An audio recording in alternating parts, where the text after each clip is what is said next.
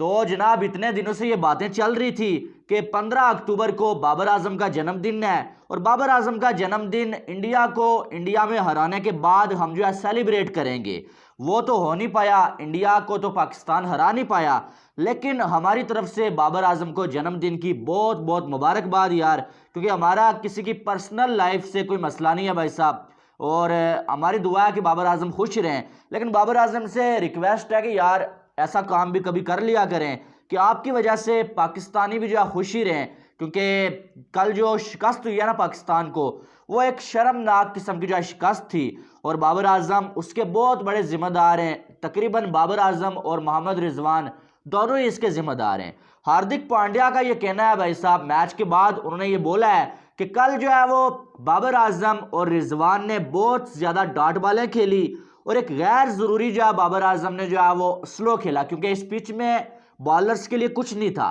लेकिन बाबर आजम और मोहम्मद रिजवान ने स्लो खेल खेल के डॉट बॉलें खेल खेल के बाद में अपनी ही टीम पर जो प्रेशर बना दिया और हमारी टीम को पाकिस्तान को आउट करना आसान हो गया। ये कहना है हार्दिक पांड्या का। और फिर उन्होंने बोला कि बाबर और रिजवान जैसे खेल रहे थे वो ये बताने की कोशिश कर रहे थे कि पिच बहुत ज़्यादा मुश्किल है, लेकिन हकीकत में ऐसा नहीं था, पिच में कुछ भी नहीं था। और जो है इसी वजह से हमें जो है कम बैक करने का मौका मिला, जब जो है स्टार्ट में इमामुल हक और अब्दुल्ला शफीक ने थोड़े से स्कोर बनाए हुए थे।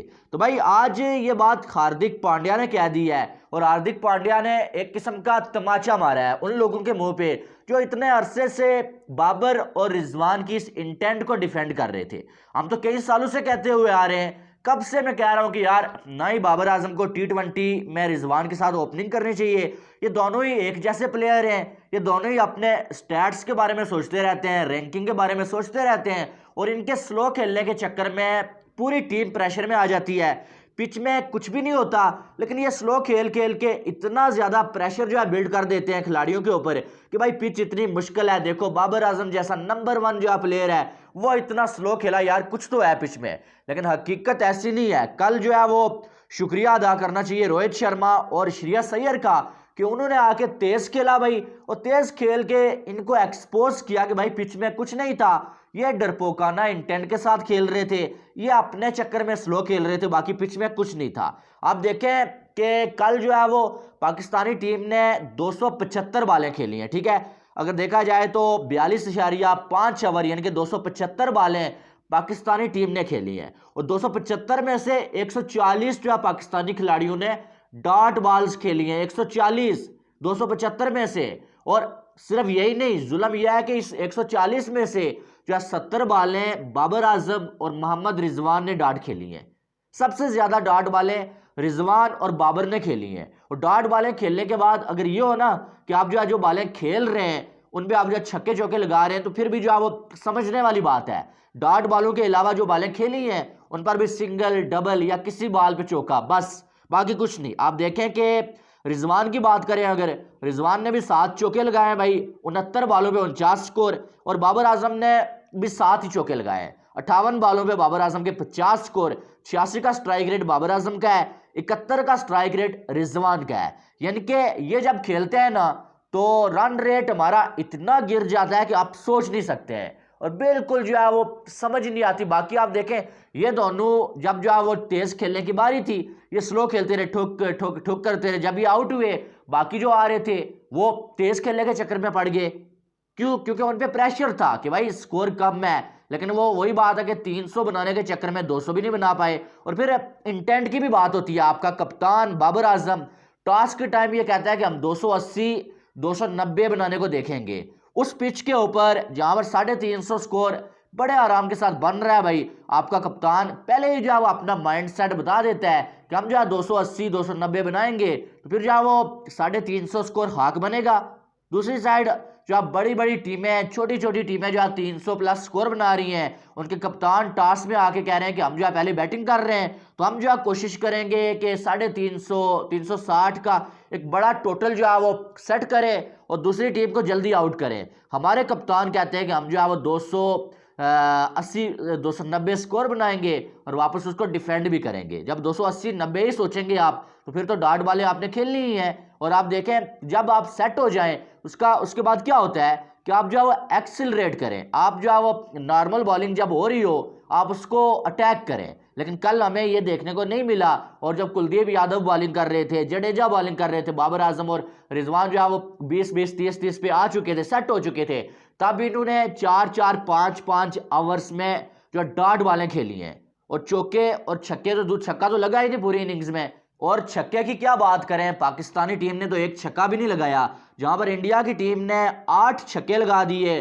रोहित शर्मा ने अकेले जो 6 छक्के लगा दिए, पाकिस्तानी टीम ने एक भी छक्का नहीं लगाया। और आपको एक और बात बता दूं कि आज जो है वो तकरीबन जो है वो 1000 से ज्यादा, बल्कि जो है वो कुछ 1100 बॉलें हो चुकी है पावर प्ले में, कि पाकिस्तानी टीम ने पावर प्ले में एक भी छक्का नहीं लगाया। ये कितनी शर्म की बात है कि पावर प्ले के 10 ओवर्स में जो है वो 1100 से ज्यादा बॉलें हो चुकी हैं, हमारी टीम ने एक छक्का तक नहीं लगाया। और चौके भी कोई बहुत ज्यादा नहीं लग रहे हैं, ठीक है।